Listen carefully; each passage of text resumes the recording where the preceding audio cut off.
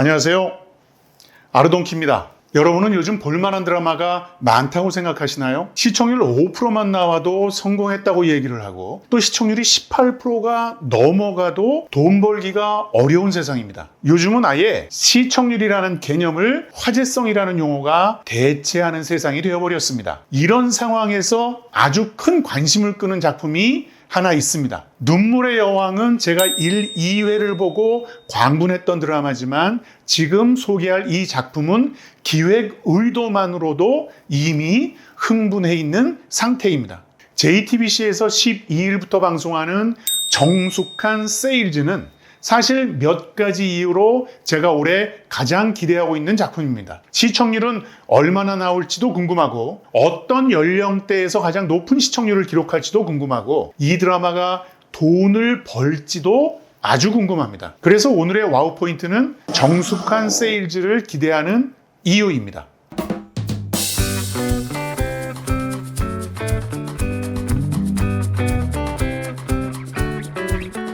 구독, 좋아요. 예술하는 당나귀 TV는 대한민국 예술 문화를 응원합니다. 아르동키는 정숙한 세일즈가 최종 18%를 넘는 시청률을 기록하면서 끝날 것으로 기대합니다. 방송 첫 주 1, 2회에는 6%를 넘기지 않을까요? 동남아시아나 일본 관객들도 관심을 가질 만한 드라마이기 때문에 수익 면에서도 닥터 차정숙과는 다른 성과를 기대합니다. 아르동키가 정숙한 세일즈가 성공할 것으로 기대하는 첫 번째 이유는 드라마 기획 의도가 아주 참신하고 훌륭하기 때문입니다. 주제와 시의성이 좋은 드라마일 뿐만 아니라 재밌는 드라마의 조건을 충족하고 있습니다. 드라마는 사회를 반영하는 거울이기도 하지만 사회의 발전 방향을 제시하는 기능도 합니다. 그래서 어떨 때는 과거를 다루기도 하고 필요하면 미래의 세계를 다룰 때도 있습니다. 어느 시대를 다루든 장르가 무엇이든 드라마의 분명한 목적은 현재를 살아가고 있는 동시대인들과 함께 고민할 수 있는 아젠다를 제시하는 것입니다. 이게 드라마를 따분하게 만드는 얘기가 아니라 오히려 스토리의 재미와 공감을 할 수 있도록 만드는 장치가 됩니다. 그런 측면에서 관객들을 1992년 지방 소도시로 인도하는 정숙한 세일즈의 소재는 아주 신선하고 시의적입니다. 1990년대는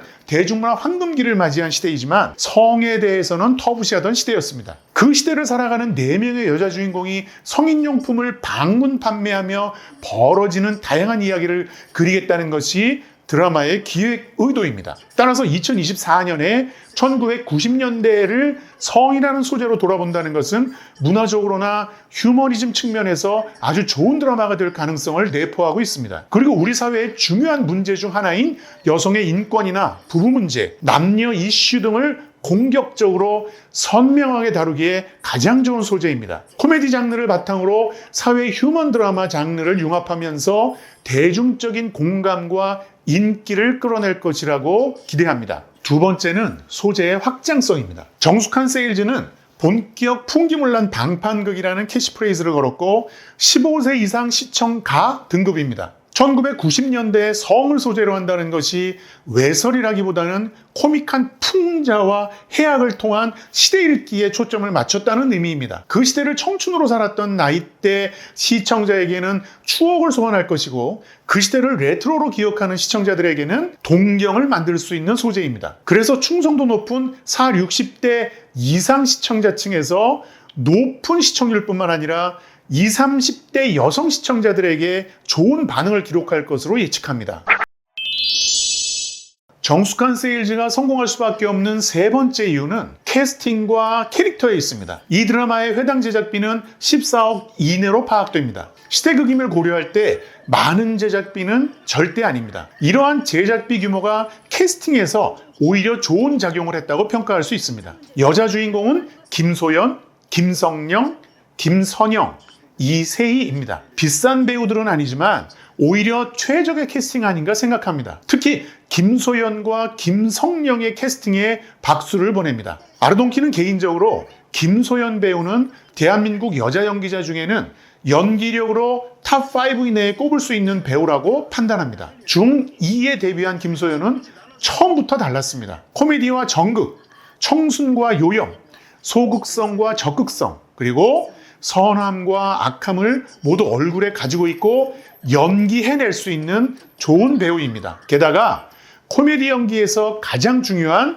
타이밍을 잘 연기해냅니다. 이 배역에 비슷한 연령대의 더 유명한 여연기자들을 생각할 수는 있겠지만 김소연만큼 대본을 잘 소화할 수 있을 만한 대체제라고 장담할 사람은 거의 없을 겁니다. 김성령 배우도 마찬가지입니다. 아주 오랜만이라 신선도에서 제일 큰 장점이고 귀티나는 허당미를 연기하기에는 최적의 연기자입니다. 김선영 배우야 말할 필요가 있을까요? 응답하라나 동백꽃 필 무렵, 파묘 등에서 보여준 김선영 배우의 매력은 정숙한 세일즈에서 다둥이 아줌마라는 캐릭터를 압도적으로 표현할 것으로 기대합니다. 이 세 배우와 공연하는 이세희는 그동안 탄탄하게 쌓아온 연기 포텐이 터질 수 있는 좋은 기회를 잡았다고 생각되고 그래서 충분히 기대할 만합니다. 약간의 문제라면 이들의 캐릭터가 수학 공식처럼 너무 전형적이라는 점입니다. 그러나 명확한 차별화가 되어 있고 연령대가 고르게 분포되어 있다는 측면에서 오히려 관객을 확장하기 위한 효율적인 전략이라고 판단합니다.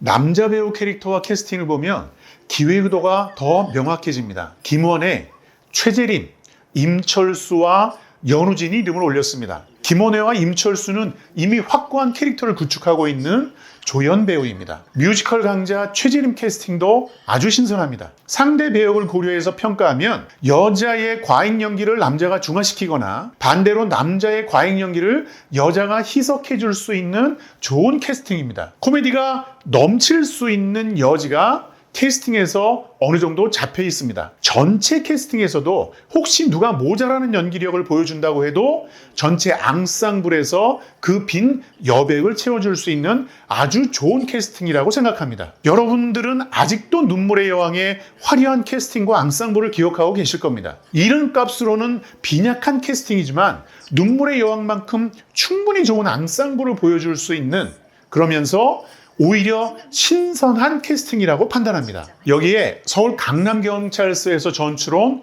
연우진이 남자 주인공을 맡았습니다. 연령대나 성장 배경이 완전히 다른 이물질 역할을 하면서 스토리에 흥미로운 미스터리를 가미하게 됩니다. 이러한 인물 설정은 정숙한 세일즈가 에피소드 위주로 스토리를 구성할 수밖에 없는 한계를 연우진의 스토리를 가미하면서 연속적인 긴장감을 유지하는 도구로 활용되게 될 것입니다. 그러면서 매회 엔딩의 극적인 효과를 끌고 갈 수 있게 되는 것이지요. 원작에 있는 인물인지는 모르겠지만 아주 훌륭한 전략입니다.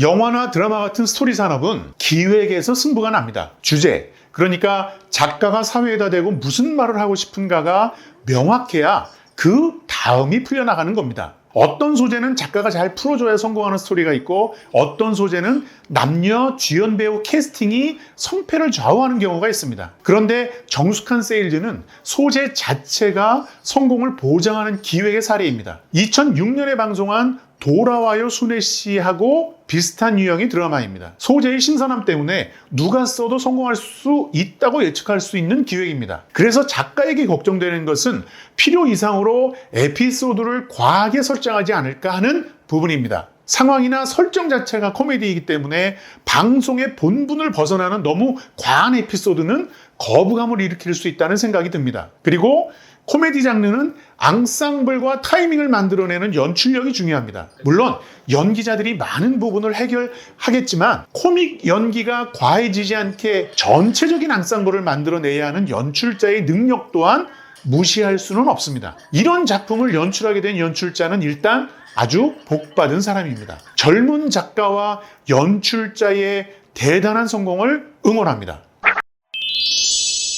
개인적으로 저는 요즘 볼만한 드라마가 드물다고 생각합니다. 이건 전적으로 제 나이와 관심사에 따른 개인 취향의 문제입니다. 방송사가 40, 60대들이 볼만한 드라마를 잘 만들진 않습니다. 10대, 20대 남녀 시청자들은 TV를 떠났습니다. 40, 50대 이상의 시청자들은 아직도 TV에 대한 충성도가 높은 편이라고 봐야 합니다. 그런데 광고로 먹고 사는 방송에 광고를 공급하는 광고주들은 2049를 주 소비층이라고 생각합니다. 그러니까 방송 드라마는 2049 연령대 시청자들의 취향에 맞추어 기획할 수밖에 없습니다. 결론적으로 희망 시청자와 실제 시청자 간의 차이가 심하다는 얘기입니다. 이 자리에서 모두 설명하기는 어렵지만 이러한 문제는 방송 산업을 어렵게 만드는 다양한 결과를 초래합니다. 그래서 저는 3, 4년 전부터 방송사를 향해서 내수용 드라마가 많아져야 한다고 주장하고 있습니다. 실제 국내 주소비층이 좋아할 만한 드라마를 만들어서